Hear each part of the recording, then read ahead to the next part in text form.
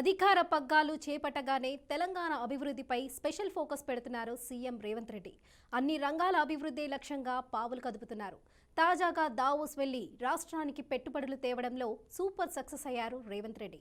మరోవైపు ఎన్నికలు సమీపిస్తున్న ఏపీలో జగన్ మాత్రం పెట్టుబడులు వస్తే ఏంటి, రాకపోతే ఏంటి అన్నట్లు అసలు దావోస్ వైపే చూడలేదు.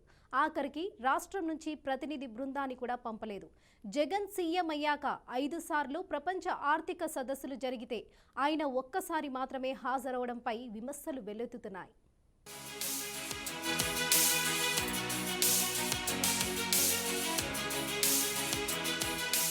ప్రపంచ ఆర్థిక సదస్సు WEF లో తెలంగాణకు పెట్టుబడులు వెల్లువెత్తాయి.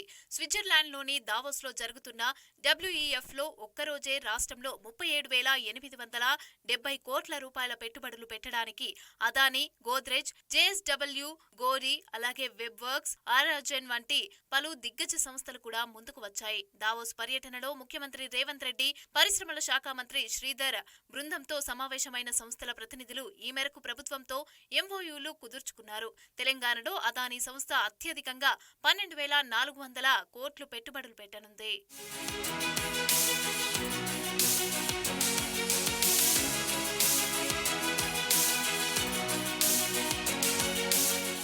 స్విట్జర్లాండ్లోని దావోస్లో ప్రతి సంవత్సరం జనవరిలో జరిగే WEF సమావేశాల్లో పాల్గొనడానికి వివిధ దేశాల అధినేతలు, మంత్రులు, ప్రముఖ పారిశ్రామికవేత్తలు, అగ్రశ్రేణి కంపెనీల చైర్మన్లు, అలాగే MDలు హాజరవుతూ ఉంటారు.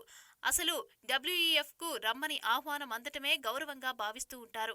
అక్కడ ఏటా 1,000 కోట్ల రూపాయల పెట్టుబడులకు సంబంధించిన ఒప్పందాలు కుదురుతాయి.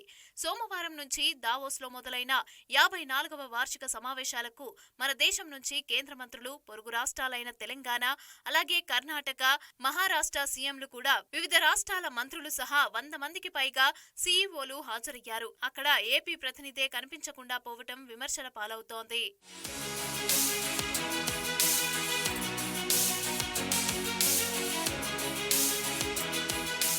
అభ్యర్థుల మార్పులు చేర్పుల హడావిడిలో ఉన్న ఏపీ సీఎం జగన్ పెట్టుబడులతో పనిలేనట్లు దావోస్ సదస్సును పట్టించుకోలేదు.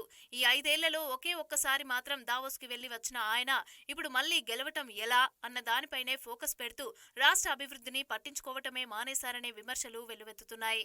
జగన్ వెళ్లలేదు సరికదా, కనీసం రాష్ట్రం నుంచి ప్రతినిధి బృందాన్ని కూడా పంపలేదు. రాష్ట్రానికి పెట్టుబడులను, పరిశ్రమలను ఆకర్షించడం పైన జగన్ ప్రభుత్వ నిర్లక్ష్యానికి ఇదే నిదర్శనమని అంటున్నారు.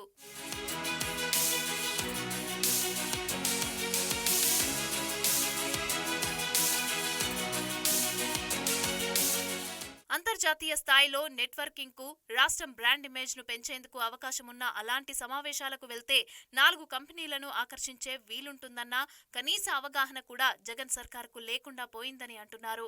రాష్ట్ర విభజన తర్వాత అధికారంలోకి వచ్చిన టీడీపీ ప్రభుత్వం 2014 నుంచి 2019 వరకు క్రమం తప్పకుండా WEF సమావేశాల్లో పాల్గొంది.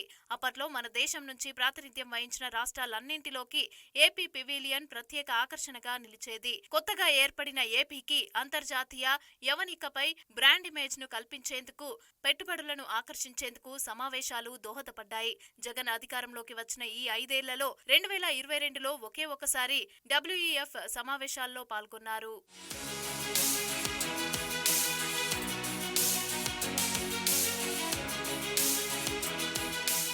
అప్పుడు కూడా వైసీపీకి అనుకూలంగా ఉండే అదానీ, గ్రీన్ క్రో, అలాగే అరబిందో, అలాగే ఆర్సిలర్ మిత్తల్ వంటి కంపెనీలతోనే ఒప్పందాలు చేసుకుంది జగన్ ప్రభుత్వం.